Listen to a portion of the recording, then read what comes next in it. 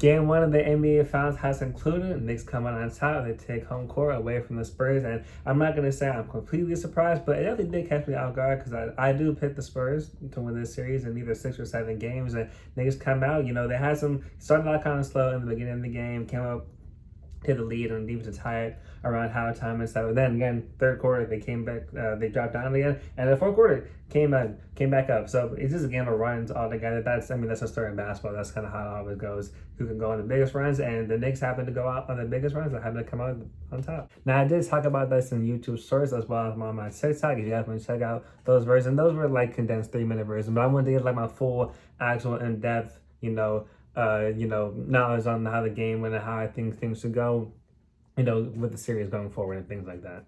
The biggest point of emphasis to me that I really want to touch on is the defense with Cat guarding Wemby. Going into this series, again, I posted a preview video on my TikTok. I guess I can link all that in the description and things of that nature. But I did, in that video, I talked about how I think the matchup between Cat and Wemby is probably the biggest thing. Obviously, Jalen Brunson and Wemby, those are the two stars. But when you get down to it, obviously, Jalen Brunson is not guarding Wemby, and Wemby isn't guarding Jalen Brunson, so that's not really a head-to-head match. But I think the key matchup, obviously, is who was guarding the best player on the Spurs, Wemby and Cat. Hey, I think he did a phenomenal job.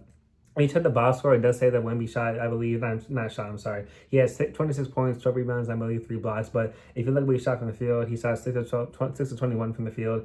And I believe he had like maybe 13 or 14 free throws. And obviously, some of those fouls were on Cat. But nonetheless, overall, great defensive performance from Cat. And Cat kind of does have a reputation of being like soft. I don't want to say that he's like soft or like weak, but sometimes when he does go against with adversity with better players, he kind of does shrink a little bit. And obviously, Cat is a phenomenal player. I'm not taking anything away from him, but it's just the fact of some of the situations that he's been played in. But today, that he shut up and shut out, and he made shots very difficult for him. Maybe game 2, 3, 4, etc. However long this series goes for standing past game 4, obviously. Maybe Wemby, those same tough shots that he was, missing, maybe they go in and maybe that doesn't matter, but that doesn't change the impact that Cat had defensively. Going into this series, another point of emphasis that I also thought, is pretty critical is how are the stars, against Jalen Brunson and Wemby going to operate down the stretch? Are they going to rise to the occasion or are they going to crumble? And obviously, not to say that Wemby necessarily crumbled because he did get to the line, he was making some shots, but for the most part, I know he had that turnover at the end, which I believe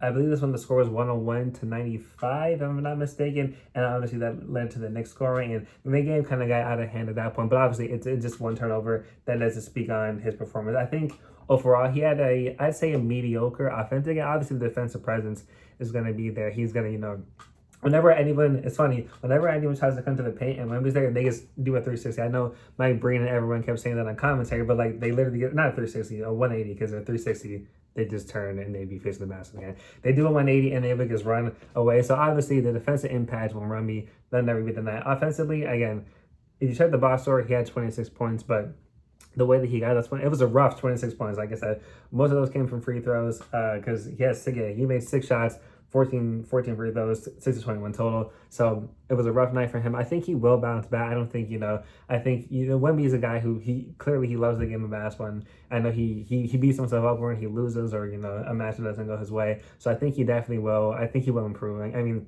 it's not that hard, but not much hard to improve from 6 to 21 shooting from the field. But you know what I'm trying to say. I think he will improve off of that. And on the other side with the Knicks, like I said, going back to the stars and how they operate down the stretch of the game, Jalen Brunson, he's one of the classiest players like we've ever seen in recent memory, at least, especially in the playoffs. He always, down the stretch, the ball is going to be in his hands. It's funny, the ball is going to be in his hands, but it's kind of hard to stop it, even when because he's just that good of an offensive player. He has, I don't want to say the clutch gene. I think this kind of gets blown out of proportion when people say, oh, he has a clutch gene, he doesn't or not. But Jalen Brunson definitely has that it factor coming down the stretch, I'll put it that way.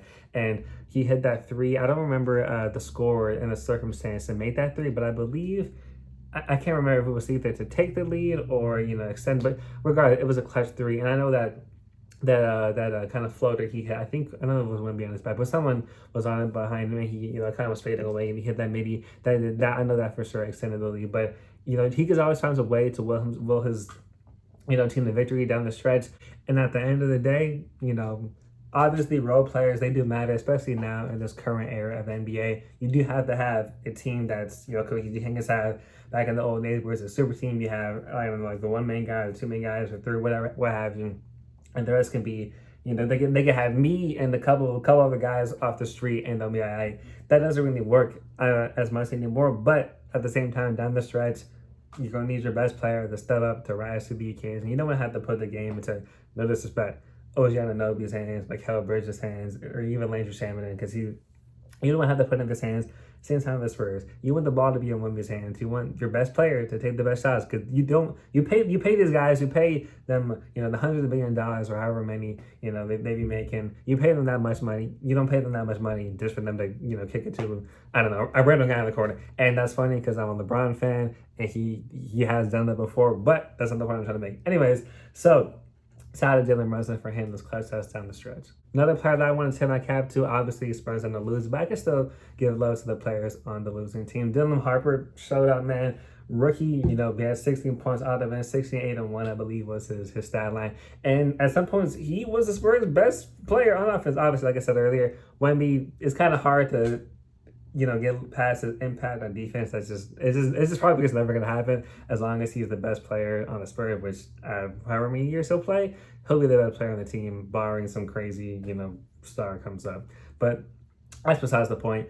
Shout out to Dylan Harper and 6. I know a lot of those came in the first, but he was pretty consistent throughout the game as well. And I would have been mad at down the stretch if it wasn't in Wemby's hands and ended up in Dylan Harper's hands. I would have probably trusted him. De'Aaron Fox struggling. I know he's been dealing with some injuries. I believe it's a hamstring for De'Aaron, if I'm not mistaken. So obviously he's not going to be playing to his highest capabilities. But this is the finals.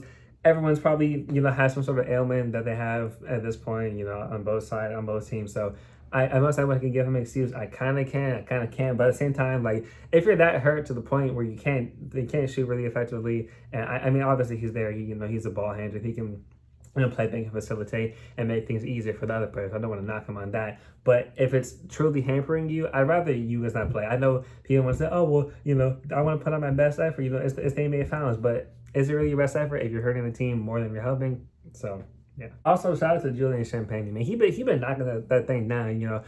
He believe he was 5-11 from the field. 10 of those are threes. He hit 50% from the threes.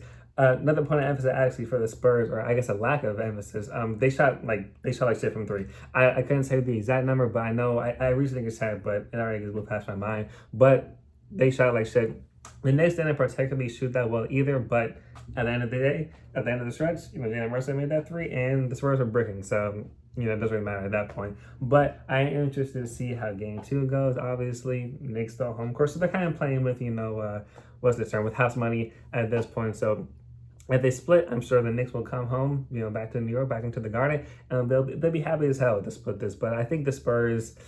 Actually, I don't want to say. I probably will release like a prediction. I don't know about a long form video, but definitely a short or like a TikTok video talking about like my predictions for game 2 and stuff. But there'll definitely be recaps for all of these games 2, 3, 4, 5, 6, however long the series goes, and I'll try to make off-season content as well. But yeah.